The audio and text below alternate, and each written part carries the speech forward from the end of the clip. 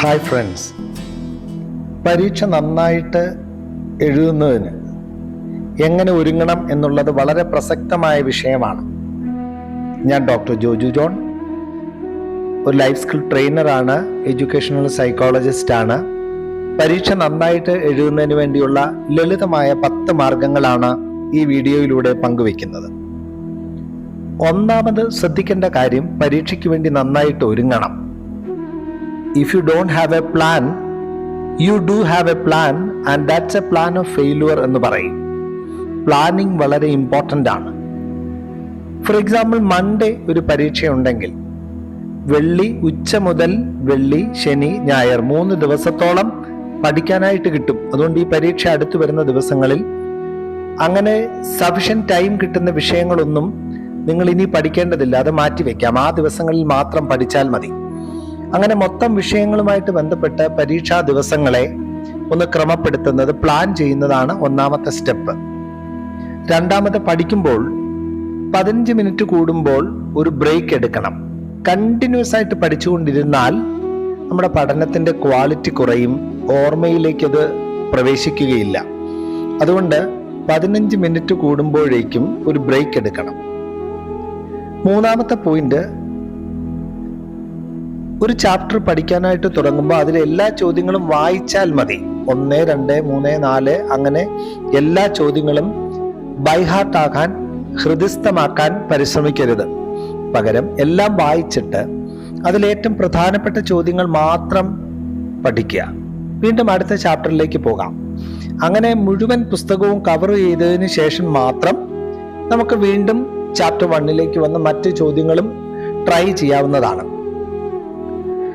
നാലാമത്തെ ഇമ്പോർട്ടൻ്റ് ആയിട്ടുള്ള പോയിന്റ്, പഠിക്കുമ്പോൾ ഒരു വിഷയം തന്നെ അനേക മണിക്കൂറുകൾ പഠിക്കുന്നതിന് പകരം ഒരു വിഷയം കുറച്ചു നേരം പഠിച്ചതിന് ശേഷം മറ്റൊരു വിഷയം പഠിക്കുന്നത് നല്ലതാണ്. ബ്രെയിനിന് അത് ഇഷ്ടമാണ്, ആശ്വാസപ്രദമാണ്.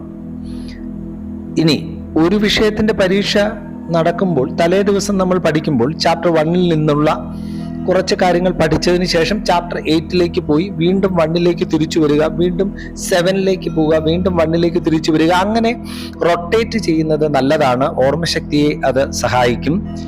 തലയിൽ കൂടുതൽ രാസമാറ്റങ്ങൾ ഉണ്ടാവുകയും കറക്റ്റായിട്ട് പഠിക്കുന്ന കാര്യങ്ങൾ ഓർത്തു വെക്കാൻ സാധിക്കുകയും ചെയ്യും. അഞ്ചാമത്തെ ഏറ്റവും പ്രധാനപ്പെട്ട ഒരു കാര്യം, മുൻ വർഷങ്ങളിലെ ക്വസ്റ്റ്യൻ പേപ്പേഴ്സും അതുപോലെ അധ്യാപകർ ഏറ്റവും പ്രാധാന്യമുള്ളത് എന്ന് പറഞ്ഞ ചോദ്യങ്ങളും പഠിച്ച് തീർത്തതിന് ശേഷം മാത്രം നാം മറ്റുള്ള ചോദ്യങ്ങളിലേക്ക് കടന്നാൽ മതി. മിക്കവാറും മുൻ വർഷങ്ങളിലെ ക്വസ്റ്റ്യൻ പേപ്പേഴ്സിൽ നിന്നും അധ്യാപകർ ഏറ്റവും പ്രധാനപ്പെട്ടത് എന്ന് പറഞ്ഞ ചോദ്യങ്ങളിൽ നിന്നും തന്നെ നമുക്ക് വളരെ ഉയർന്ന മാർക്ക് വാങ്ങാനുള്ള ചോദ്യങ്ങൾ നമുക്ക് പരീക്ഷയ്ക്ക് ലഭിക്കുക തന്നെ ചെയ്യും.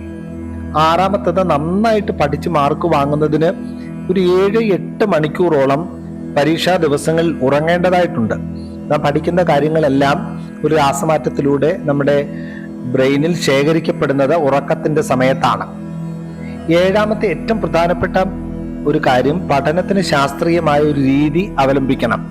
SQ3R എന്നാണ് ശാസ്ത്രീയമായി പഠനത്തിന്റെ സ്റ്റെപ്സ് വിശകലനം ചെയ്യപ്പെടുന്നത്. S survey, Q question, read, reflect, review. ഒരു കാര്യം സർവേ ചെയ്ത് എന്താണ് ചോദ്യമെന്ന് കറക്റ്റായിട്ട് മനസ്സിലാക്കി റീഡ്, റിഫ്ലക്ട്, റിവ്യൂ.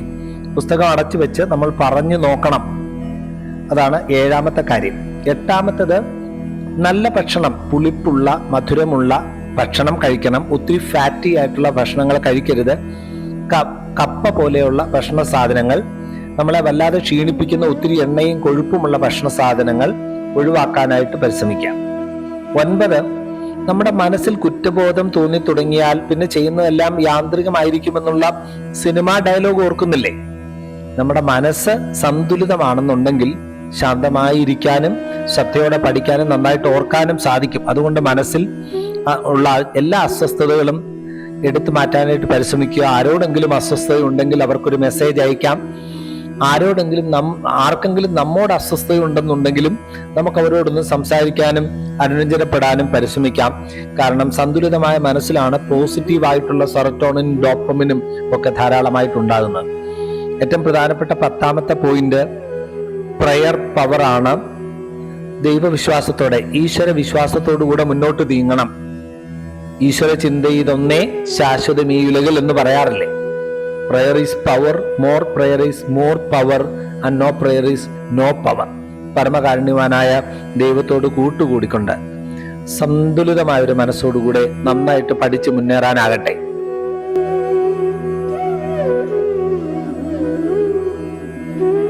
നല്ല ആശംസകൾ.